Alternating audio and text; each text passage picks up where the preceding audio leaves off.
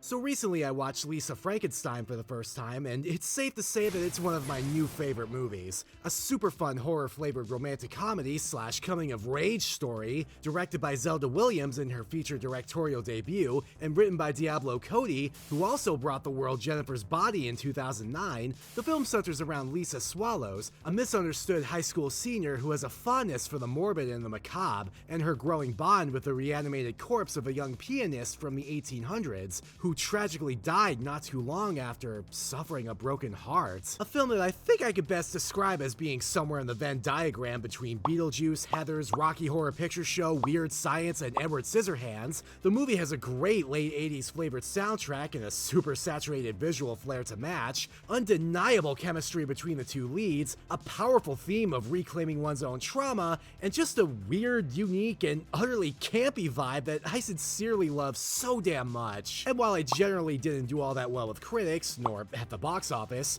it has seemingly found its footing with fans of dark romance, enjoyers of horror rom-coms, and weirdos and outcasts alike, myself included, and I have no doubt that, much like Jennifer's Body before it, Lisa Frankenstein will be a beloved cult classic somewhere in the next few years. But hey, in the meantime, why not include one of my new favorite films in my What If series as a flimsy excuse to yap about it? That's right, it's time to take 5 characters from Lisa Frankenstein and give them hypothetical teams of 4 Pokémon apiece, so hop in your sister's tanning bed and crank it up to max bronze as I tell you what I think it'd be like if Lisa Frankenstein characters were Pokémon trainers. And just in case you haven't watched this movie yet, though seriously you absolutely should give it a chance, big time heckin' spoilers ahead.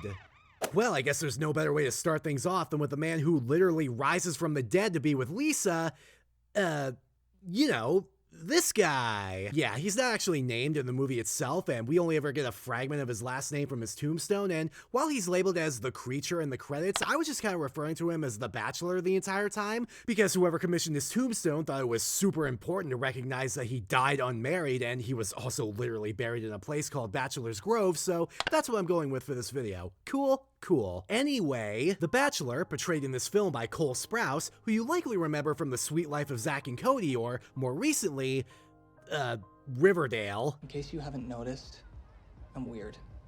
I'm a weirdo. I don't fit in, and I don't want to fit in. Have you ever seen me without this stupid hat on? That's weird. Was a pianist who fell in love in his former life, but after his would-be lover left him for someone else, he died in 1837 after being struck by lightning, being buried in a cemetery called Bachelor's Grove. However, in the far-flung futuristic year of 1989, the Bachelor was brought back to life by another bolt of lightning that struck his grave, and he immediately proceeded to break into the house of Lisa Swallows, despite being caked up in so much mud that he kinda looked like Nemesis from Resident Evil 3, having kinda sorta believed that her wish to be dead with him was Lisa wishing that he was alive with her. Okay, so definitely not the most conventional way to meet someone new, and his communication skills leave a little to be desired, but over the course of the film, his rather unique bond with Lisa grows, and he slowly regains his lost humanity, thanks in no small part to Lisa helping him literally piece himself back together with absconded body parts, until he can not only be the person that he once was, but hopefully also be the person that Lisa deserves. Let's start the Bachelor's Pokemon team with a Meloetta, a music-themed mythical Pokemon whose visual design evokes a lot of musical imagery, from the hair resembling staff lines with blue dots that look like notes on sheet music, to the headpiece that resembles a stylized treble clef, which is pretty perfect for someone who was an accomplished pianist in his old life. Although admittedly Meloetta being a singer is somewhat ironic, given that the Bachelor himself is unable to speak for about 95% of the film due to not having a functioning tongue. Speaking of his missing body parts, I think a great Pokemon for his team would be Type Null, the closest thing the Pokemon universe has to the actual Frankenstein's monster, being a Pokemon that was quite literally created using various parts of other creatures, perfect for how Lisa helped replace the Bachelor's missing body parts. Actually, you know what? Fuck it. Let's evolve that Type Null into Silvally, an evolution that happens through high friendship, much like how the combination of the slow restoration of his physical body and the growing bond with Lisa helped the Bachelor slowly slowly restore his humanity and feel more alive. Speaking of which, the next pick has got to be Electivire, an electric-type Pokemon with the ability Motor Drive, which raises the user's speed if it's hit by an electric-type attack, which could not only reference how the Bachelor was reanimated by a bolt of lightning in the first place, but also how Lisa uses her stepsister's short-circuiting tanning bed to actually restore functionality to the body part she helps him get. And lastly, Kleavor, an ancient evolution of Scyther that could reference the Bachelor being from a bygone era, and also a bug type that could at least kind of represent the various creepy crawlies that tend to fall off the Bachelor's body at several points. But perhaps most importantly, Kleavor is a Pokemon with axes for arms, which could definitely reference the Bachelor's frequent use of a fire axe to dismember his and Lisa's victims. Wow, I've really gotta hand it to you, Bachelor. Those are some sharp skills you got there. I mean, you've gotta be a cut above the rest to, to actually pull something like that off, and oh, come on, that's at least on par with some of Lisa's one-liners.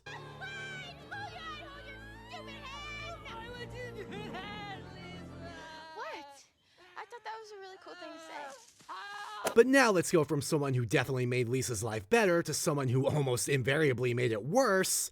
Janet Swallows. Portrayed by Carla Gugino, Janet is Lisa's rather haughty and self-absorbed stepmother, having married Lisa's father Dale about 6 months after Lisa's mother was killed by a literal axe murderer, bringing Dale and Lisa to move in with her and her own daughter Taffy. Janet is essentially this movie's archetypical wicked stepmother character, petty, domineering, and incredibly passive-aggressive, chastising Lisa at basically every turn while praising her daughter Taffy like there's no tomorrow, likely being one of those parents who literally views their child as less of an individual person and more as an extension of themselves. Despite literally being a nurse, she arguably does far more harm than good for Lisa, completely refusing to listen to her feelings and constantly treating her like some kind of mentally unstable criminal for relatively inconsequential things, all the while acting like she herself is some poor hapless victim of someone destroying her home from the inside out, with Lisa's own hopelessly useless bump on a log father Dale more often than not taking Janet's side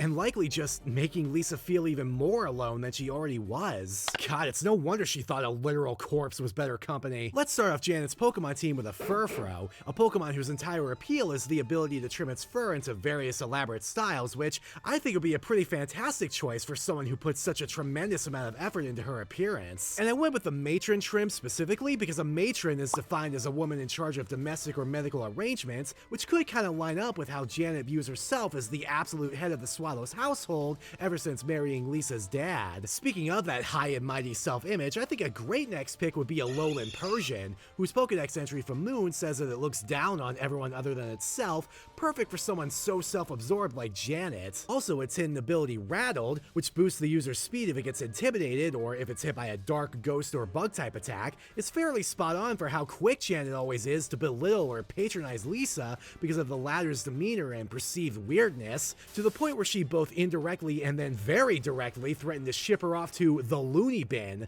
a term that her own daughter Taffy points out she probably shouldn't use considering that Janet is literally a psych nurse. Speaking of which, I think Chansey would be a great pick to represent her job as a nurse, given that it's a Pokemon who's been associated with the nurses at Pokemon Center since the very first generation of Pokemon games, likely due to its compassionate nature and its ability to heal the sick and injured with a bite of its highly nutritious eggs.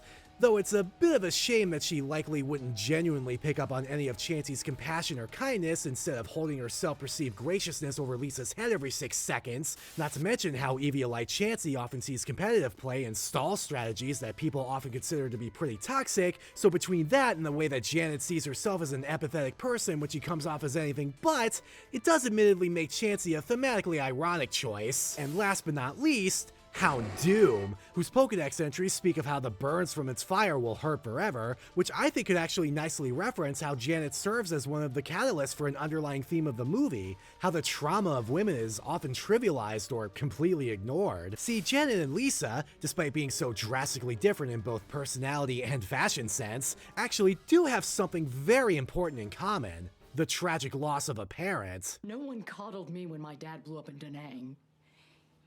And that is why I am the way I am today. Our society so often tells women that their trauma doesn't matter, or that what happened to them wasn't a big deal, and that they should just kind of suck it up and play the role they're meant to play and not make their emotional baggage anyone else's problem. And Janet Swallows is basically what you get when someone in her position does just that. She pushed down every bit of pain and sadness and just slotted herself into the traditional feminine roles of a physically fit, dolled up wife and mother who drowned herself in the loud, upbeat fashion of the 1980s, but the reality is that the unchecked pain and trauma of her father's death completely ate her up inside, and eventually, it turned her into the very kind of monster that perpetuated her own suffering. Like she said, it made her who she is today. Obviously, though, that's no excuse for her to treat Lisa so poorly, nor for getting physically abusive at one point, before threatening to ship her off to a mental institution, which fuck knows how bad that would have been for someone like Lisa in the 1980s, so honestly, considering what happens to Janet...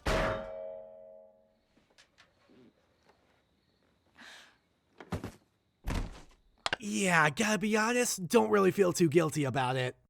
But let's make things a little bit brighter now and talk about Janet's daughter and Lisa's stepsister, Taffy Swallows. Portrayed by Liza Soberano, who made her Hollywood debut in Lisa Frankenstein but has actually been one of the most prolific actors in the Philippines for a number of years now, Taffy Swallows comes off as your typical happy, bubbly, popular high school cheerleader with an outgoing personality and a ton of friends. Basically the exact polar opposite of Lisa, not to mention the kind of girl that, in a lesser movie, would likely just be reduced to the kind of one-dimensional queen bee character that Lisa herself says would either bully her or just pretend she doesn't exist, especially given who her mother is. But Taffy, quite unlike her own mother, makes a genuine effort to be nice to Lisa and try to make her feel like she belongs, even if some of her methods are a little misguided. There are plenty of halfway decent guys that would date you.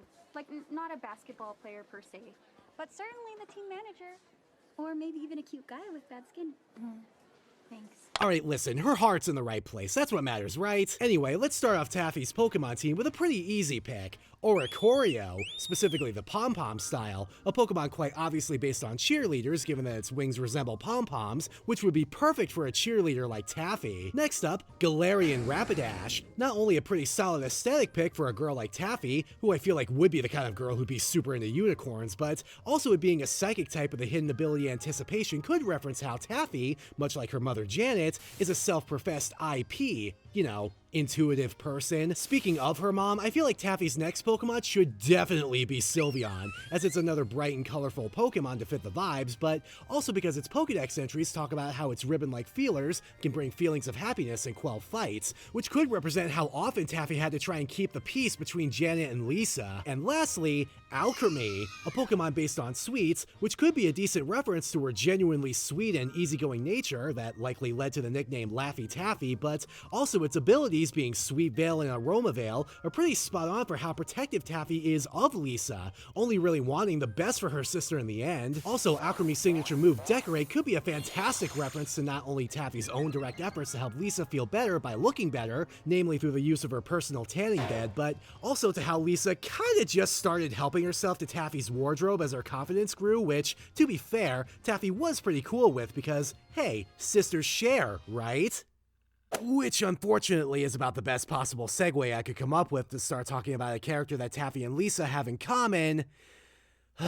Michael Trent. Portrayed by Henry Eikenberry, who, I'm gonna be super honest with you, I spent about 75% of his scenes thinking he was some younger version of Josh Hartnett. Michael is first seen at the party that Taffy brings Lisa to at the start of the film, and he seems pretty cool. He's chill, he's handsome, he's got good fashion sense, he's the editor of a high school lit mag, he likes Lisa's Sylvia Plath-esque poetry, he's wearing a shirt with a Nietzsche quote on it, you know, as one does. But don't be fooled by his charming wit and his pretty boy hairstyle. This guy is a dick. Such a dick, in fact, that despite all of his very obvious and blatant flirting with Lisa throughout the plot, it's revealed towards the end of the movie that he's been hooking up with Taffy all along. God, seriously, what a piece of shit this guy is. You know, I hope something really horrible, but also thematically appropriate happens to this guy at the end of the...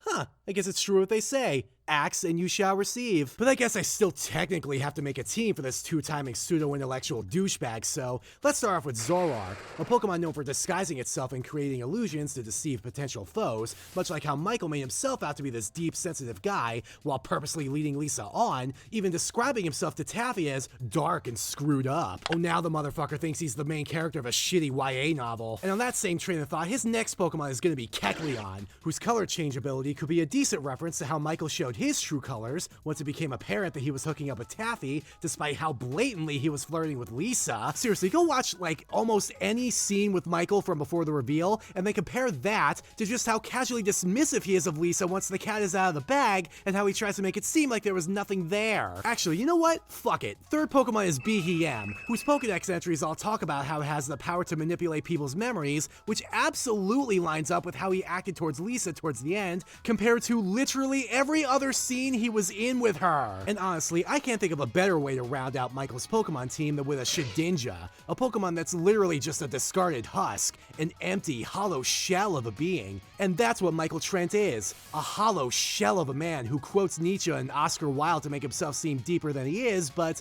in the end he's just incredibly shallow and empty. I think Lisa herself put it best. You want to be the smart one who likes cool stuff, and you don't want your girlfriend to like cool stuff. Do you know how uncool that is? Couldn't have said it better myself. And last, but certainly not least, the coolest Dr. Frankenstein facsimile this side of the graveyard, the protagonist and namesake of the movie, Lisa Swallows. Portrayed in this movie by Kathryn Newton, who's actually been no stranger to media that delves into the otherworldly and supernatural, having starred in Freaky, Paranormal Activity 4, and well, also Supernatural, actually. Lisa Swallows is a gravely misunderstood high school senior with a deeply vested interest in the morbid and the macabre, likely thanks in no small part to her own brush with death after witnessing her mother get brutally murdered. Awkward, idealistic, a little pretentious, and a hopeless romantic at her core, Lisa drifts through life feeling unseen, unheard, and utterly alone, until a twist of fate, and a bit of magic lightning corresponding with her spoken wish above her favorite grave, brings to life someone who sees her for who she truly is, really listens to her every word, and wants nothing more than to spend his second chance at life being by her side. As the film goes on and Lisa helps this reanimated bachelor transform in the literal sense of restoring his missing body parts, she goes through a transformation of sorts of her own, forging an identity for herself that, much in the same way as her new companion, is stitched together, kinda messy, and more than a little chaotic, but one that's truly all her own. And a large part of that transformation is also because of the Bachelor, who really serves as a reflection of Lisa in a lot of ways. Not even just the way that she understands him even without speech, because she herself went without speaking for so long after her mother's death, but also in the ways that the body parts she completes his body with reflect the ways that Lisa was hurt by the people those parts were taken from. The ear of someone who never listened, the hand of someone who touched her without consent, and well, you get the idea. The point is that she fulfills his physical needs just the same as he fulfills her emotional needs, and through that growing bond and their blossoming love, Lisa learns to come out of her shell, reclaim her trauma, and open herself up to someone whose body may rot away, but whose love will last forever. Let's start off Lisa's Pokemon team with a shiny Gardevoir, and specifically shiny Mega Gardevoir. Gardevoir's Pokedex entries all talk about how it'll gladly give its life for the sake of someone it's truly bonded with,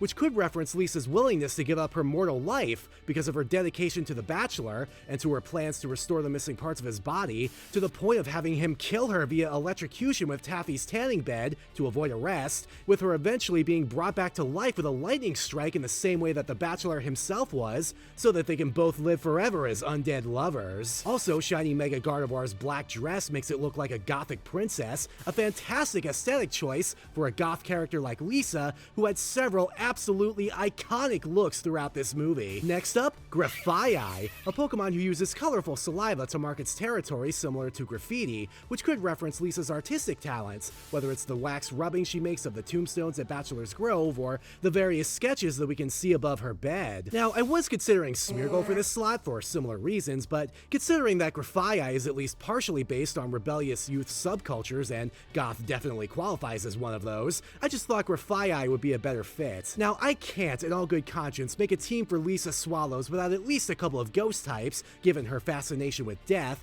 and I'd say that makes Coffagrigus a very solid pick, given its design basis on coffins and ancient sarcophagi, which could also make it a pretty decent reference to Taffy's tanning bed, which is pretty similar to a coffin both in its design and its role in the plot. And on a more personal level, Coffagrigus being based on a direct symbol of death could represent how, with everyone in Lisa's life insisting that she just casually move on from, you know, watching her mother get axe murdered, she probably felt like the cemetery was the only place in the world where she could truly express herself. And lastly, we're gonna round out this team with Mimikyu, whose Pokédex entries talk about how it hides its true form because anyone who sees it will be literally scared to death, which is why it crafts itself a crude disguise of the ever-popular Pikachu. So Mimikyu, having made its own Pikachu disguise out of scraps, could reference Lisa's day job as a seamstress, a skill that comes in extremely handy when it comes to sewing on the Bachelor's new body parts. Of course, I think Mimikyu also works just because it desires friendship and acceptance in spite of its terrifying true self, much like how, despite her attempts early in the film to fit in and socialize, largely at the behest of those around her urging her to stop grieving her dead mother and just get over her trauma and be normal, Lisa is often looked at as a weirdo and a freak because of her fondness for death and horror, but ultimately she just wants to find someone who will actually understand her, who will see her for who she truly is and love her anyway.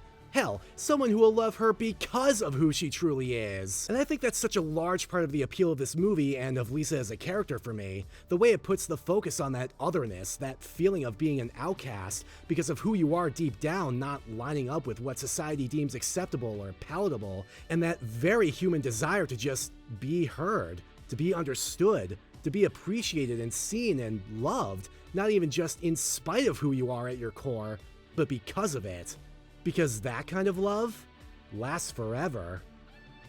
Alright, look, I know usually I try to end these with a little joke, but I just have a lot of feelings about this movie, and it means so damn much to me. Please go out of your way to watch it. But now I want to know what you think. What Pokemon would you have stitched together for these Lisa Frankenstein characters? And what did you think of the movie itself? Do you think it's destined for cult classic status? Let me know in the comments below. Also, here's some pretty cool news. I'm now an official affiliate for G Fuel. G Fuel is a fantastic and refreshing energy formula designed to give you a boost and help you stay in the game, with barely any calories and zero sugar. So, hey, if you want to try some for yourself, head on over to gfuel.com/supernerd or use the code SUPERNERD during checkout to get 20% off your order and help support the channel. It's a win-win. Anyway, give this video a like if you liked it, subscribe for more lively videos like this in the future, share this on your favorite social medias, and ring the bell so you always get notified when I upload. Thanks for watching. See you in the next video, friendos.